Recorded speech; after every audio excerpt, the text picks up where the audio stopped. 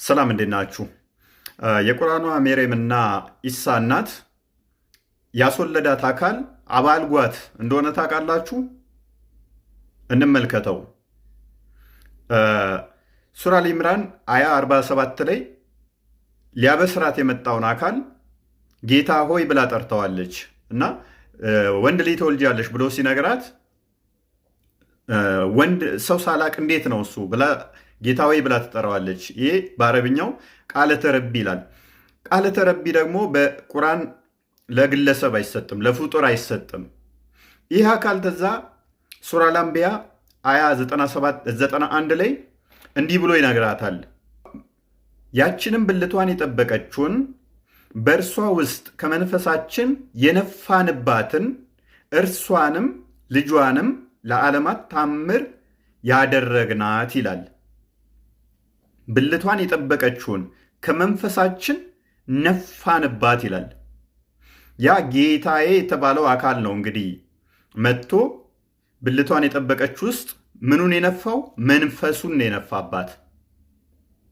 ልብ በሉ፣ መንፈሱን ነፋባት ማለት ነው።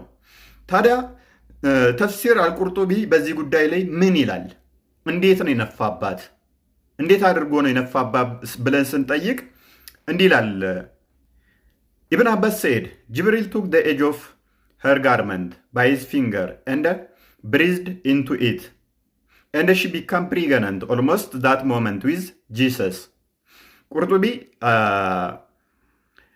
ጂሰስ እና ጅብሪል የሚሉ ቃላቶችን ተጠቅመዋል ሲፈስረው ማለት ነው። ነገር ግን እንዴት ነው እሱ የነፋባት አለ? በጣቱ ቀሚሷን ገለበውና ነፋባት። ከዛ ወዲያ ኢሳን አረገዘች ይለናል። እንዴት? ቀሚሷን ገልቦ በጣቱ ነፋባት ይለናል። አዘር ሴድ ሌሎችም እንዲህ ይላሉ አለ ጅብሪል ብሪዝድ ኢንቱ ሄር ውምብ ኦር ዩትረስ ኤንድ ሺ ቢካም ፕሪግናንት አስ ሪዛልት ኦፍ ዛት። ብልቷ ውስጥ ነው የነፋባት ሚሉም አሉ ብሎ አስቀመጠው። ደግሞ ምኗ ውስጥ? ብልቷ ውስጥ ነው የነፋባት። ተዛም አረገዘች ይለናል። አዘር ሴድ አለ ሌሎች ደግሞ እንደዚህ ይላሉ ዚስ ካንት ሃፕን ቢኮዝ ኢን ዲስ ኬዝ ዲስ ፕሬግናንሲ ውድ ሃቭ ቢን ኮዝድ ባይ አን ኤንጅል ኤንድ ዘ ቻይልድ ውል ቢ ሃፍ ውማን ኤንድ ሃፍ ኤንጅል። ይሄ ሊሆን አይችልም ብለው ሚሉ አሉ። ምክንያቱም ማህፀኗ ውስጥ ጅብሪል መጥቶ ከነፋባት ግማሽ ሰው ግማሽ መልአክ ነው የሚሆነው የሚወለደው ልጅ ብለው የሚከራከሩ አሉ ማለት ነው።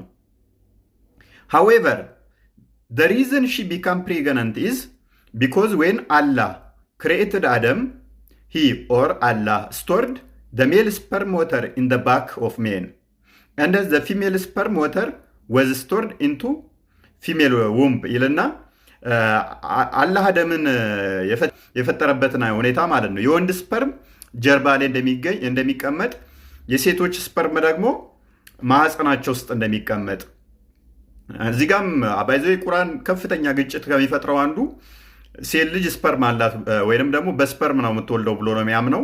እንደገና ደግሞ የወንድ ልጅ ስፐርም የጀርባ አጥንት ውስጥ ይገኛል ብሎ ነው የሚያምነው። ይሄ ከሳይንስ ጋር በጣም የሚላተምበት ነው። ከዛ ምን ይላል? when both sperm waters unite then child is created in the womb and the pregnancy will take effect ይላል።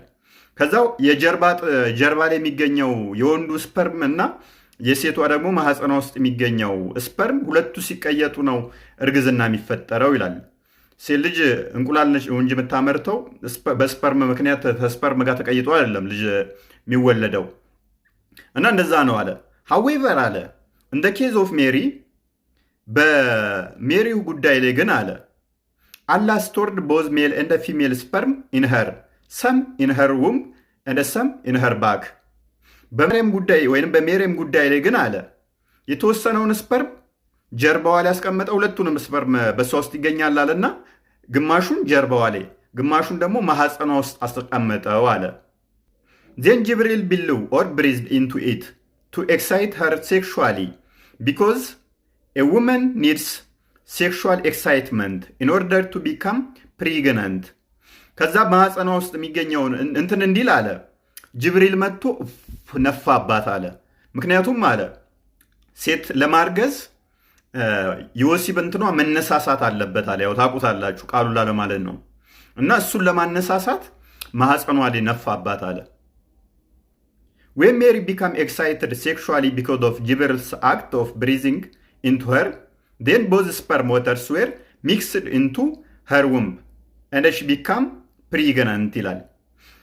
ጅብሪል ልክ ሲነፋባት አለ ሜሪም ስሜቷ ተነሳሳ፣ ወይንም ቅንዝርና ላይ በምትልበት ሰዓት አለ በጀርባ አጥንቷ